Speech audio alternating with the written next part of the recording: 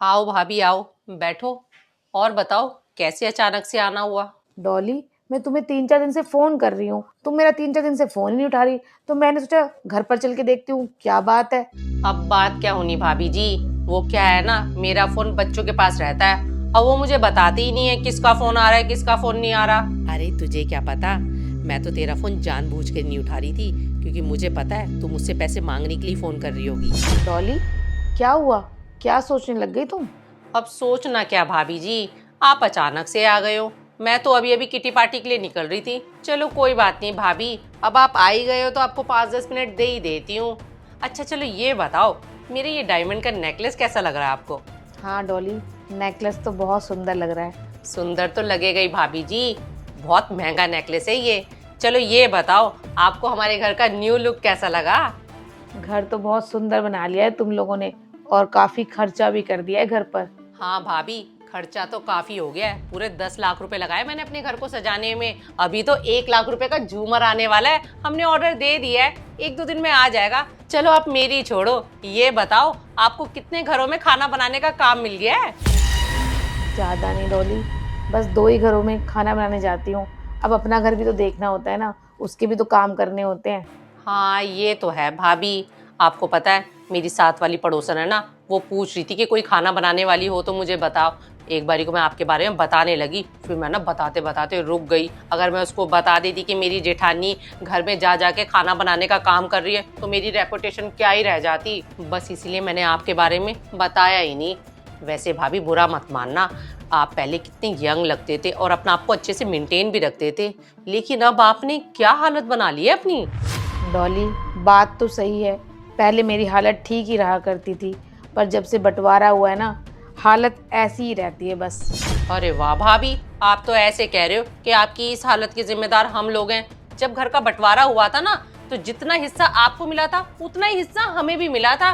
तो आप ये मत कहना कि आपकी इस हालत के जिम्मेदार हम लोग हैं। अपनी हालत के जिम्मेदार आप खुद ही हो। नहीं नहीं डॉली, हम किसी को जिम्मेदार नहीं ठहराते।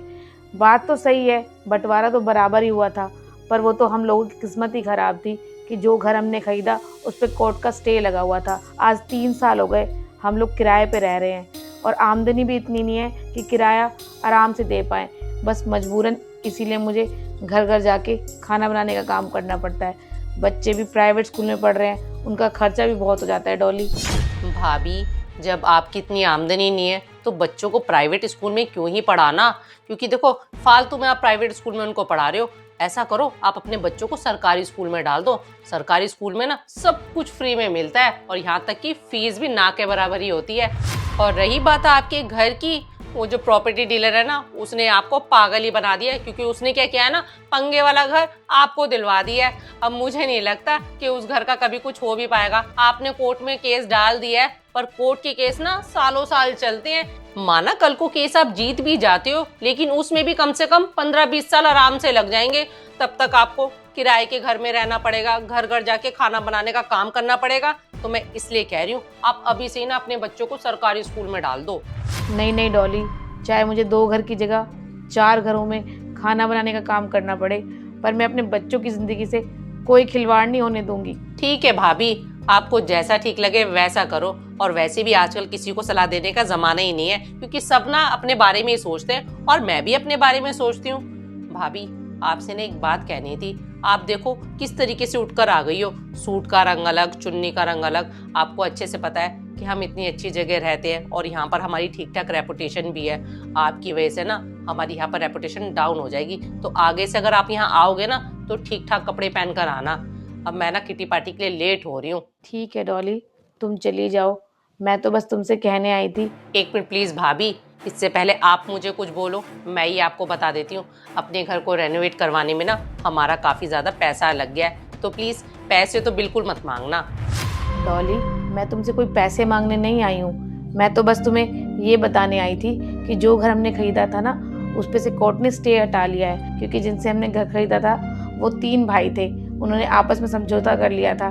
2 दिन पहले ही हमारे घर की रजिस्ट्री हुई है, और आने वाले मंगलवार को हमारे घर का मुहूर्त है। बस यही बात बताने के लिए तुम्हें 3 दिन से फ़ोन कर रही थी, पर तुम फ़ोन ही नहीं उठा रही थी। अच्छा, ये बात थी। ये तो अच्छी बात है भाभी।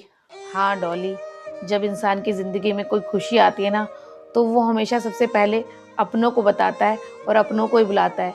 पर तुम लोगों ने इस घर में 2 फंक्शन कर लिए, पर तुम लोगों ने हमें नहीं बुलाया। शायद तुम लोगों को ये लगा हो कि हमारे पुराने कपड़े देखकर तुम्हारी बेइज्जती ना हो जाए और लोगों को ये ना पता लग जाए कि तुम्हारी जेठानी घर घर में जाकर खाना बनाती है।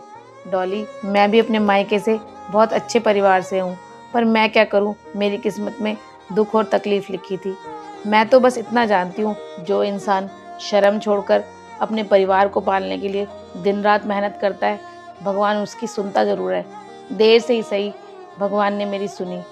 बस डॉली, मैंने ये देख लिया है अपने बुरे वक्त में कि आजकल ना रिश्ते सिर्फ नाम के रह गए हैं। पिछले 3 सालों से हम लोग इतना परेशान चल रहे हैं, पर तुम लोगों ने हमसे पूछा तक भी नहीं। डॉली, मैंने आज तक तुमसे कोई मदद नहीं मांगी, फिर भी तुम मुझे इतना सुना देती हो। अगर मैं तुमसे कुछ मांग लेती, तुम तो मुझे दुनिया के सामने जीने नहीं देती। बाकी डॉली, मुझे तुमसे कोई शिकायत नहीं है। मंगलवार को सुबह 10 बजे घर का मुहूर्त है, तुम पूरे परिवार के साथ आना ज़रूर। और हाँ, कोई गिफ्ट मत लेकर आना, नहीं तो बाद में यही कहोगी गिफ्ट लेने के लिए तुम लोगों को बुलाया है। चलती हूँ।